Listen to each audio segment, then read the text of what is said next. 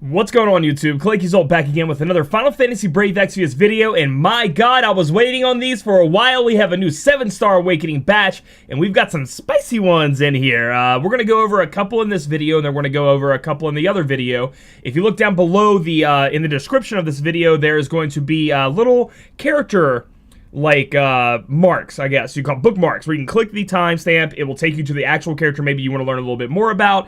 You just want to skip to that character, the only character you have. I'd appreciate if you watch the whole video, but hey, I know you got time, you got to go do stuff. Or if you want to return back and not watch everything else and know exactly where it's going to be, I'm going to add those into the description for your ease of use. So let's get into this. The first unit we're going to look at is Chicken Man himself, Chicken Rider Fohlen, riding that Chocobo. He did get a 7-star upgrade. Let's see if it makes him any better, as Fohlen hasn't really been in the spotlight at all. Let's find out. We have an STMR here called Rider's Armor. Attack 40, pretty high attack. Defense 14, Spirit 18. Wind resist 80%. So that's going to be mega big, that wind resist. But for an STMR, coupled with the other chest pieces like Luniths or Hios, it's real tough for me to be like, yeah, dude, this is amazing. Like, go crazy. Make sure you UOC or summon on those new step-up banners for Fohlen. You don't really need to. It's really the wind resistance. And the attack is good. If you got 4 Fohlen, don't get me wrong, the attack is good. The STMR is not too crazy, and you're never going to need 2 Fohlen. So go ahead and grab that STMR if you have 4 of them. Moving on down, let's see what kind of changes happened to Fohlen. He really didn't get a lot, guys. The first one I want to talk about is the Chocobo Dive. So this is going to be his jump and then come down ability. It did get enhanced in the way of being a timed jump, which a lot of people want their Dragoons to be able to do, right? You want to be able to time it when it comes down so you can do more damage, finish with it, and actually cap off change. Problem with this is they did reduce the actual amounts of multiplier it has by a crap ton. And we're down to 6 times. Before, I do believe it was up to how much did I write down on my notes here? I think it's down by 6 times or something like that. It is down quite a bit from where it was. I don't know why they did that. It's not like Fohlen was going to take over the meta if he had a time jump with a bigger multiplier. I mean, it would just make him useful and people would actually use him. Sadly, they did that. But if you are going to be using Fohlen, remember the Chocobo Dive is going to be timeable. Moving on down, we have Mitigate Damage. This is a Chocobo Win, which is going to be something you can use on turn 1. It takes 3 turn cooldown. Remember, when you look at this on the wiki, when you're using exvius.gamepedia.com, these abilities count the turn you use them, right? The cooldown. So it is going to be 3 turns after you use this. You got the 1, 2, 3, and cast it again. I'm not going to say that throughout the thing. I'll just, instead of saying this number, I'm going to say the number 1 less. Mitigate damage taken 30% for all allies. Good. Increase wind resist 100%. Good. Decrease wind resist 75% for enemies. Good. So this ability is a nice little support ability. Very packed with a couple of things. You know, if you need wind resist, maybe you take Fohlen into account because he also can give you the damage mitigation for you guys. Pretty cool. Looking at his only other 7-star ability, Chocobo Boost. Increase attack 150% for 3 turns to caster. That's not the best. We have people doing about 250%. We have people that can do that to everyone on your team more than this. Increase limit burst gauge 7.5 to 12.5 times, excuse me, to caster. It's going to cost you 36 MP. The other one was 99, but that's how we are with these cooldown abilities. So not the best in the world. Let's see if we get anything with his you know, his passives here. Put his TMR on him. You're just going to get 40% attack, 40% attack, 20% defense. We are going to acquire some of these killer abilities, which will be great. As a finisher, you want as many killers as you can. But again, most units have these kind of killers in their kits without having the TMR equipped. And then also as a 6-star. So kind of rough there. Increased physical damage against birds, beasts, and aquatics. So now he's up to 100%. So that is going to be a lot higher once you get Master Rider here. Increased jump damage 100%. Increased limit burst damage 20%. So it looks to me like we're going to be trying to cast his limit burst. Let's see if that saves him, because so far the 7-star is looking real lackluster. Let's move on down. And I know he got some changes. Again, just hasn't been that big in the meta. Physical damage 14 times to all enemies. So that's pretty good. That's a big damage, but it's 13 hits. So it's not even just a finishing. You have to chain with it to get the maximum damage out of it. You know what I mean? It's not just a big whopping 1-hit move, which I really wish it would be. It should be a jump in the air and then time jump down, or just jump in the air, come down, I guess. I don't know. And then decrease defense 64% to all enemies. Now this may seem, this is a big number, but it's not. You'll see as we go through these reviews. People are starting to get big defensive break numbers, big breaking numbers, and it's just the way it's going to be with the 7-star meta. So overall, sadly, if you guys are Chicken Bro riding Fohlen lovers, he didn't get enough to make him super stellar in my opinion. But with the knowledge that you have, if you have one and you want to use them on your team, you have different kinds of support abilities, and you can time jump there to finish if you want to. Up next, we have the leading man, Balthier, and I think it's Shali's husbando. from the last video. I think we learned a little bit about Shali there. Let's go ahead and take a look at his STMR. It's going to be Zodiac Shot. Increase attack 80% when equipped with a gun. Olive is going to love that, and Balthier, obviously a gun user, and maybe Vincent in the future. Increase physical damage against mechanical monsters by 50%. So, what I have learned is gun people just destroy mechanical monsters. Machine does not stand up to gun. That's how this game works. All right, cool. So overall, STMR, again, you're not going to want 2 Balthier, so get the STMR if you have 4 of them. This is just going to add more attack and more boosting to Olive. I think this just makes Olive, again, the finisher when it comes to dealing with monsters. The finisher, for me, when it comes to dealing with a lot of stuff. I really like her as a finisher, so this just adds to her even more. If you have 4 of them, you can snatch that bad boy up and have yourself even more, abilities on the side for Olive, or you can throw it on Balthier if you're going to end up using him. But I have a fine idea that you're not going to be using Balthier too much. So, lastly, we have Balthier. He really didn't have too big of damage-hitting abilities. He had the ability to imperil lightning, water, light, and kind of bring that to his kit. He could add different elements to his, and fire, excuse me, and he could add different elements to his kit, so he could maybe two-hand wield, shoot it off, add that element, blah, blah, blah. So let's look at what he gets at 7-star. We have available on turn 4, so you have to wait till turn 4 before you can use this, and it's a 3-turn cooldown. So you're going to be able to use it on turn 4, and then you have to wait till turn 7, and then turn 10. But this thing actually it packs quite a punch, okay? Physical damage combo 1 to 6 times, 10 times each, with a consecutive increase 5 times each to one enemy. So it's going to do a lot of damage, okay? Enables skill for 2 turns finishing blows, so that's a big thing as well. The problem I have with Rapid Shot is it's going to be really hard to fit all of these shots into the end of a chain, right? Like, so you're chaining, and normally you want to cap it off with a finisher so you can get that maximum chain for that maximum damage. Fitting this in and not breaking the chain, or finish all of these in anyway, is going to be tough. So this ability is kind of lackluster in my opinion because of that. Moving on down, we have Trick Shot, available on turn 2, 1-turn cooldown, randomly used. So you're going to randomly, this is another problem I have with it. We have 8 times multiplier on this, which is pretty good, for a hit. Just get that hit in there. But the problem is you don't know what you're imperiling. So you 110%, that's a lot to imperil. But you don't, normally you're picking one. You're not just going to randomly be like, okay, we're going with water resist now. Let's go, team. You build your team around a certain imperil. You have a 25% chance of one of these to pop off, the one that you want, or you're just going to be casting it again, and you can't cast it over and over and over again. You can't cast it twice in one turn. It is actually a cooldown ability. So while the 110% is amazing, and it has damage, so it is finishing, the problem with, I even have more problems with that, because you want to imperil before you have your chainers pop off, or even before you have your finisher popped off. So it kind of doesn't take full effect until you have the imperil applied. This ability is weird, and I don't like it. I don't know why they made it random. I mean, I guess I can understand 110% is a lot to imperil, but at the same time, it's without, RNG in this game, we know how much we hate that. So there's that. And then we have Siphon Shot, which is a very weird ability to me. I am unsure. Again, guys, I have to go off of the wiki. Now, I have done my own research over in other places, but, the wiki is my main place for information, so if I do get some of this wrong, I do apologize, but I don't think it'll shape the whole look of a character if some of these abilities are wrong. This is one of the ones that maybe they are, maybe they're not. Siphon Shot, hybrid damage, MP drain 30% to an enemy. As a 7-star ability, I don't understand this. If this is it, then hey, okay. Moving on down, we have the Leading Man, which is going to be if his TMR is equipped. He's going to get some 20% to attack, magic, HP, and MP. Increase attack 30% when dual wielding. Okay, so he's got some true dual wield. Increase equipment 100% when single wielding one-handed weapons. So he does have double hand, but it's going to be 100%, but he can only use one-handed weapons. This is going to be similar to maybe you just want to throw Sparky on him. Maybe you...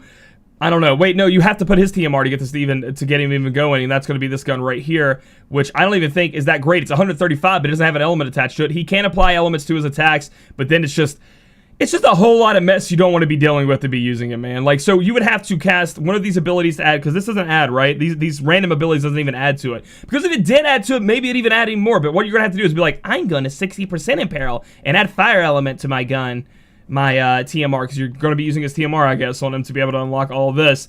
And then I'm going to randomly chance and hope to gosh my fire resist goes down and peril happens. You know what I mean? It's just weird. Excuse me. Looking more at what he has, we do have Sniper's Eye. It's going to increase his modifiers on things, so that's going to be great. Doing more damage is always a great thing. Remember that we do have the ability to activate Finishing Blow, which is a huge 10 times hit one person ability, and that also is going to be triggered from his Rapid Shot. You can cast that for 2 turns afterwards, so that's going to be good. I think this is his best ability he has in terms of finisher. Big hitting ability, but again, it's a lot of build-up to be able to get him to where you want to be. Increases limit burst gauge 2 per turn if you get him to 120, which is awesome. His limit burst is only 24. If we look at this bad boy, it's going to be a 14 times to all enemies multiplier, and it hits 1 time, meaning you don't have to chain it. This is an actual finishing ability. So I really do like his limit burst. I do like finishing blow. The rest of his kit is convoluted in my opinion, hard to use. And with finishes these days, you kind of want to have ease of use along with having some support added in. He does have the Imperil, but it's random. So overall, Balthier doesn't really make the cut for me, but he's not so bad that you can't find a use for him. Oh boy, it's Roy. Yeah, we got the Bard here coming in, and we know that the Bard meta is pretty much dead. But can Roy resurrect it and have you using Bards again? Let's find out. His SDMR is 2-headed Dragon's Harp, and I'm not going to read all these stats because honestly, people aren't using harps. Like, I know there are some out there that use harps, but then we have Tinkerer Bow, which is a 1-handed harp. It's just, this is a 2-handed weapon, guys, and why am I putting this on somebody? I don't know. Maybe I am. Maybe I'm missing something big. Maybe there's something going way over my head here, but I'm just not excited about it. Honestly, you don't want 2 Roys anyway, though, so 2 7-star Roys. So if you want to get it, have it in your pocket for something you might want to use, go ahead. Maybe if you have an idea for it, that's awesome. For me, not too excited about it. Not talking about it too much. It's just a 2-handed harp. Bleh. Moving on down, let's remember what Roy does. Let's remember what Roy does at 6-star.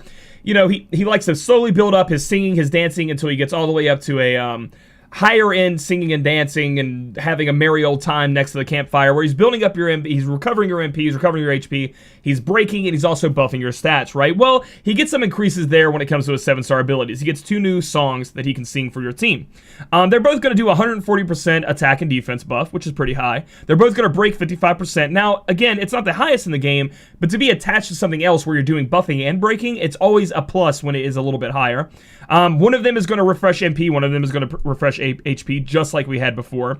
And if we use these after victory to the Brave, like before, which is another one of his higher end songs, it's going to increase by a shit ton. So increase attack 180% for 2 turns to all allies, and decrease the attack and defense by 65%. This is Magic and Spirit and Magic and Spirit buff. And it's going to add a little bit of damage mitigation to either magic or physical, okay? So they do get much better. Here's the problem I have with that. We'll talk about that in a minute. We got this 7-star cooldown ability here. We can use it on turn 1, but then it has an 11-turn cooldown. Increase attack, magic, and defense and spirit 80% for 1 turn to all allies. So it's kind of a lower one. It's going to, but it buffs all. Decrease the enemy by 55% to all stats. Recover HP 4,000 immediately to all allies. Recover MP 40 to all allies. Increase limit burst fill rate 200% to all allies. And something it doesn't mention here, but I'm pretty sure it does, is it gives you access to singing War of the Gods. So you're going to be able to actually use War of the Gods after that. Let's see where that is down here. War of the Gods is just going to be another song you guys can sing, activated by War of the Gods or whatever. It's going to be a song you guys can sing, which then if you use War of the Gods activates Victory of the Brave.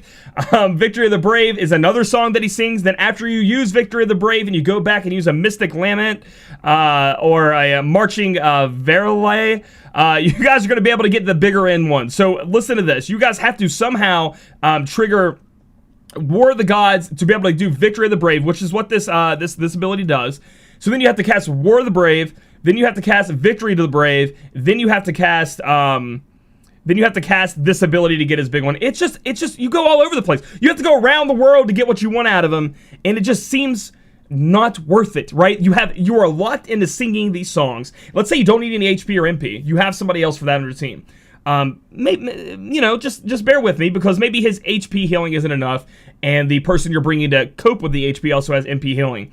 So essentially, you're locking yourself into buffing and breaking, which is okay, but you can't do other things like CG Nickel can, or other buffers and breakers, and you know, they have different things they could be doing without being locked into sing this song and then sing this song and then sing this song, and now I'm really singing and I'm in my encore and I'm singing this song and everybody's getting buffed up. I don't like it. It's not for me. It just locks you into being too much getting in there. But let's continue. Hymn of Salvation. We have a 4-turn cooldown, which is going to be 3-turn. Available in turn 1. Recover MP 100% to all 100 all allies. That's going to cost 10 LB crystals though. But with this LB fill rate and stuff like that, 10 isn't that big of a deal. Also, you're probably going to build him with LB fill rate in mind anyway, with a lot of tanky stats. So that's huge. 100 is a lot, and you can use it every 3 turns, so that's decent. And he's also normally get recovering MP anyway, so that's going to be pretty good on demand. Moving on down, if you put his TMR on, increase Spirit 30%, increase Resist to Paralyze Petrify 100%, upgrades LB. Like, how disappointing is this? Like, this is such a duddy. Like, it's just a dud, dude. It's just like, oh, yeah, dude, let's see what his TMR equip ability is. Okay. Alright, dude, that's, okay. He does get Everlasting Song. Everlasting Song just gives him 60 mana per turn. Autocast every turn. He's just getting 60 mana back to himself. He's never run out of mana, which is pretty sweet. I love this ability. Can you throw that ability on other people? But then we go down to his Limit Burst, and then again, we have these buffs here that we got through the enhancements, so you guys can enhance Roy. Never thought it was that great to begin with anyway. If we look down at his increased, upgraded Limit Burst, increased attack, defense, magic spirit by 134% for 1 turn. Heal some HP, heal some MP, and then it gives you Draconic Reverberation, okay? That's going to be the 7-star ability that this unlocks. So again, we're unlocking stacks on songs, on songs, on stacks, on songs. You like songs on your songs, on your songs, like Exhibit would say?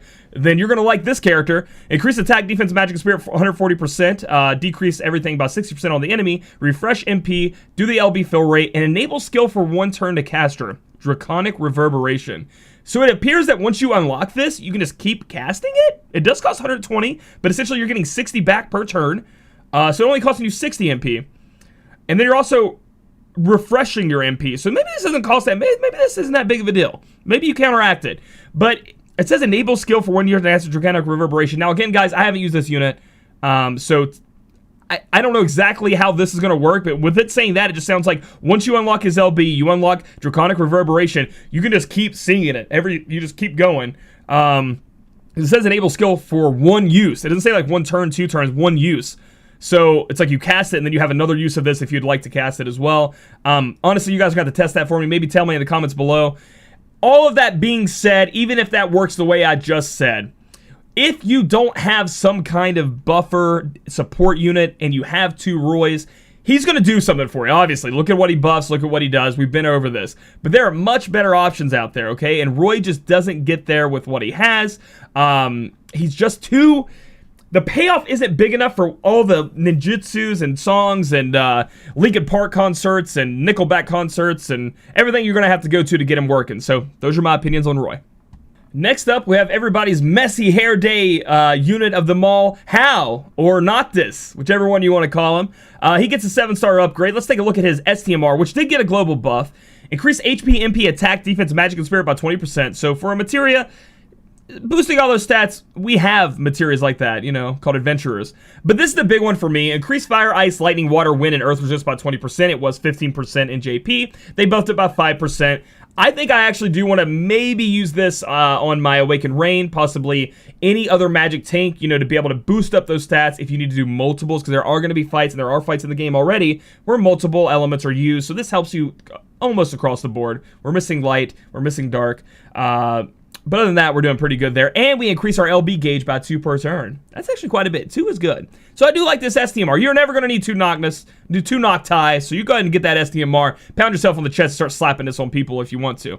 Moving on down, remember what Noctis does at 6-star? He was a jack of all trades. He could provoke, he could finish, he could raise, he could give himself MP recovery, he could give his team MP recovery, he could heal himself, he could do all this different stuff, but he never did any of it too great. Even after enhancements, he never did any of it so great that it was like, I need him on my team. Except for one thing, and that would be his Limit Burst, where you could kind of fit him into a, you know, he could kind of fit him into a buffer, damage dealing type of unit, right? Like a support damage dealing type of unit, mostly support. The damage dealing was a little lackluster. And let's see if that is increased upon. So he stops being this jack of all trades and more so just becomes the role that he was meant to fill, which is do a little bit of damage on some turns, but mostly a support type unit, because that seems like what they want here. And then we look at this first 7-star thing, and it has a million words, and I'm not gonna read it all. Quintcast 3, which I do like this name. Ooh, I like this name. Randomly use one of these abilities, 25% on all of them. Now, again, we don't like random use abilities here in FFBE unless they're all amazing. And these aren't bad. Okay, sorry, excuse me. These wouldn't be bad if they didn't add a crap ton of elements to them, right? So, like, even if you get the lowest one, fire and ice hybrid damage 6 times to all enemies. Inflict 2 random status elements 20%. Inflict stop 30% to all enemies. So honestly, these, maybe in the arena, this is what you guys are looking for. And again, guys, I don't review units based on arena ever. I'm not a fan of the arena. I think it needs to be changed. I think it's a crapshoot most of the time. It's not interactive. It's just bleh for me. So if you want to learn about arena, probably don't want to be listening to me because I'm not going to be talking about arena. But it does fire and ice hybrid damage. Okay, so hybrid damage, fire and ice. So you're messing around with 2 elements. If you get a higher roll, you're messing around with 3 elements. You do a little bit more damage. Some other stuff happens, some decreases, you know, some breaks, but it's 25%. You don't know what's going to go on. This ability is just a mess, in my opinion. It's just a mess. It's covered everything up. I don't like it.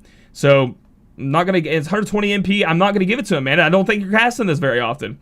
Then we have Faithful Heir. And I do believe this was buffed to be able to be cast on turn 1. Well, obviously you can see it's cast on turn 1, but I mean to its JP counterpart.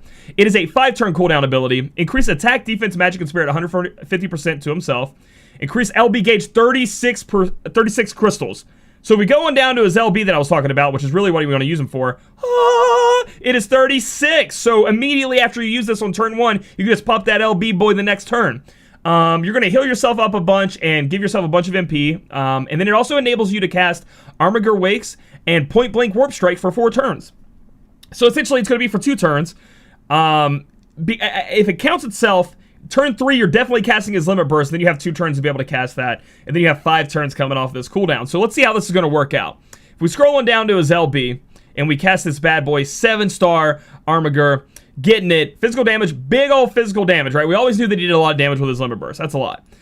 Increase the attack, defense, magic, spirit by 134% to all allies. That's pretty good. Now, we have already seen units breaking and beating that. There are units that do that on command nowadays.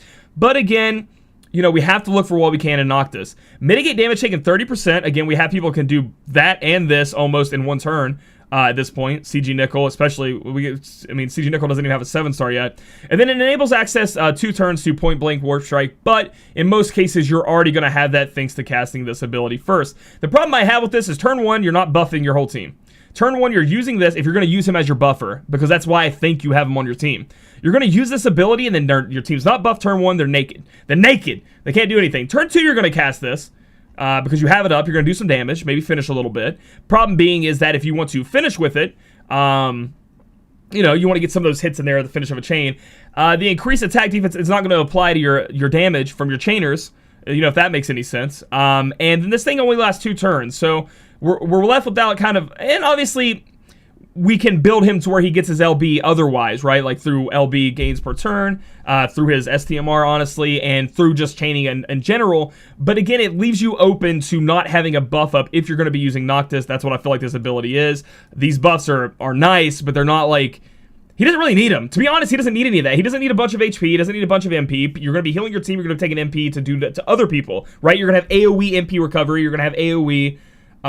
it's nice, but it's not like necessary, if that makes any sense. So the ability literally reads to me, use your Limit Burst, and then you get these unlocked. So that's something else. So moving on down, we'll look at this Point Blank and Armiger Wakes as we get down here. Let's look at his 7-star passives. The Chosen King. Put the Ring of the Lucii on him. He's gonna have a bunch of killer abilities added in, 50%. Excuse me, guys. Sorry about that. Increase Esper's bonus stats 20%. All right, so he's going to get more stats. Again, it doesn't really help him in what I'm looking for. Increase Evo Magic 40%, which is cool, but also kind of totally useless on him. Increase HP 30%. Increase LB damage 20%. All right, more about that LB. That's what I think he's all about, is that LB with the sprinkling of support that he has, that we've talked about. Increase Magic 20%. Increase Magic and attack 30% when equipped with a sword. Increase the modifiers of Point Blank Warp Strike and Warp Strike by 1. Increase equipment attack 30% when dual wielding. So it looks like they want you to true dual wield him if you want to, and that's fine. I mean, I don't think it's that hard to fit this Point Blank Warp Strike in twice. I just don't think it is, but... So anyway, Point Blank Warp Strike, probably his biggest damage dealing ability. Let me check this out down here. This actually seems insane, because it can go up to a 30.25 times average, and again, we unlock that by using this Faithful Heir. But it's hit 6 times. It does do it to one enemy, thank God, but it does cost your limit burst crystals. So essentially, you can either use this guy as going... So, sorry, I'm jumping all over the place. Let me just talk about Warp Strike. You guys know about it. It's going to do big damage, right? And he's going to go in... He's going to slide in there. Boop, boop, boop. He's going to jump out or whatever. He's going to do that twice because you probably are building him with a dual wield because of this passive. And this is going to decrease by 45%. That's nothing these days, dude. Freaking everybody doing that or more, so that's nothing. Looking on down at Armiger Wakes, though, this ability hits for a shit ton. The problem I have with it is, again, you're not chaining it because you're not going to take 2 Noctis into your team. You would be out of your mind to do that. It's not what he's used for. And then it hits 6 times, so it's hard to fit those 6 hits again when trying to finish. So he doesn't really meld well with the way the game works. And you're taking away from his other use, which is the, limit burst building buff unit on your team, because you have to spend his LB crystal. So I think you have 2 uses for him after reading this. You have one where you use his LB and you just constantly are finishing with point blank warp strike and you're not even using this ability. Or 2, you say whatever to his LB, use that LB fill rate to 36 and just start casting these bad boys and trying to do as much damage as you can with him. Either way, again, he doesn't do either one of those phenomenally in the 7-star meta. So sadly, Noctis just isn't going to be the greatest in the world, but I hope I've given you guys who are wanting to use Noctis and see how he's used ideas of how to actually put him in your team and be successful with that. Moving on to a unit that I have been looking forward to the 7-star for a long time, and that's Blossom Sage Sakura. She is going to take her time and her bask in her glory as one of the top damage dealing mages in Global for a long time to come, along with being very support oriented. But a lot of our mages in Global, we have been blessed in Global with a bunch of good mages, right? Like, we are not lacking in good mages. If you've been waiting on Blossom Sage Sakura, don't think she won't be able to stand up to these other mages. She definitely can. Let's talk about why. So her STMR is Sakura's robe. You're not going to want 2 Blossom Sage Sakuras on your team, so go ahead and grab up this robe. It's going to give you a very high magic stat with a lot of defense and spirit as well for tankiness, a little bit of lightning resist to lightning damage, and then we also get auto limit. That's going to be 1 per turn. Great STMR here for magic users, obviously, with a giant 77 magic stat. Really, really good. Let's remember what 6-star Sakura can do, all right? Let's remember what she can do. She was mostly used as a lightning finisher, right? A lightning damage finisher. She had this ability called Quick Final Thunder, which could be cast twice in a turn thanks to Quick Combo. And it would build up over time, doing a lot of lightning damage, up to a 15 times max multiplier, just wrecking enemies if they were, if they could be taken down by lightning damage. If they were weak to lightning damage, do even more. She also had a lot of support abilities. She had an MP recovery. She had the ability, well, I had them written down here. She had, damage mitigation. I mean, they're right here in front of me, but I also have my notes written down. But now she's adding a little bit more to this, right? She can do all this damage. She can imperil. She can also do a little bit of support. She's adding a little bit more support in Thunder's Fortification. She's going to be able to increase everybody's lightning resist by 100%, which is going to be amazing if you're facing a lightning damage dealing monster or boss. And then she also has Electric Infusion, which I think is going to be very important. Add Lightning Element to physical attacks for 3 turns to 1 ally. So you're going to be able to select an ally. I'm sad this ability isn't quick. Electric Infusion, that would be amazing. They knew that'd be too strong, but I think it's going to be very important moving forward. Again, we're moving into this true double hand meta where we're going to want to use 2-handed weapons that don't have elements on them. Sadly, I didn't get Arngrim's STMR. I know a lot of people didn't with banner changes. So I think having a unit with this much support and this much damage, be able to add this, and everybody's lightning chaining anyway, with the Barbaricia's lightning imperil. I mean, at this point, this is the way I like to see it. A lot of 7-stars involved in this, Hio. Even the new Ellie, because you have to use her katana, which we haven't reviewed yet, but you have to use her katana to activate her STMR, or her TMR ability for a 7-star. So you're not going to have an element attached to that. I think this is a way to add to that, right? It's going to make her more powerful. You're going to need that. So I like it. I like it a lot. So those are 2 great support things adding into our kit as it is. And let's look at this first 7-star cooldown ability. You can use it every 7 turns, available in turn 1. Restore 10,000 HP to everybody and 100 MP to everybody but herself. So this is happening to everything I say is happening to everybody but herself, okay? Except for the last part. It's going to increase everybody's attack, defense, magic, and spirit by 130%, besides herself. Increase LB 10 to everybody but herself. But then she's going to blow herself up and only have 10% HP left. That's going to cost 40 of your, so you're going to either choose to use her limit burst or use this ability. I like this ability when you're in a crunch, everybody's down, you need to recover, you just kind of blow yourself up, give everybody a bunch of mana, a bunch of buffs, let them prosper, and then you yourself will need your, probably your white mage to help you out and recover there. And then finally comes her biggest of all the changes to her kit with the 7-star. We have available on turn 1. It's a 4-turn cooldown. Remove Magic Break from caster. If she is Magic Broken, she's getting rid of that. Increase Lightning Resist 100% to herself, so she's not taking anything like that. Enable skills for 2 turns to cast her Quick Penta combo. And now I haven't got the chance to test this out, but when it says enable skill for 2 turns, I do believe it's a 1-turn use, but it's there for 2 turns if you want to use it. That's what I think. That's what people are reporting. Not 100% sure, but if you can use this bad boy for 2 turns in global now, holy shit, it's going to be amazing. So let's look at what Quick Penta combo is. Go ahead and look down here. That's right, you can cast Quick Final Thunder, Quick Thunder's Light, Quick Shock Blade 5 times in 1 turn. That's a Penta combo right there. So we go back up again. Quick Final Thunder is the ability you want to be casting on her when it comes to damage. You're going to be able to cast that bad boy 5 times, build that up extremely fast, and then go back to casting it 2 times in a turn. Again, I do not believe, I've heard people testing it, that you can cast this thing twice in a row. You can't 5 times cast twice in a row. I don't think that's how it works. If it does, she's going to be even more broken, but as it is, she's very, very powerful anyway. Let's go ahead and look down at her different passive she gets at 7-star. She gets an increased limit burst fill rate, which is going to help her using her LB or that ability where she blows herself up and helps the team.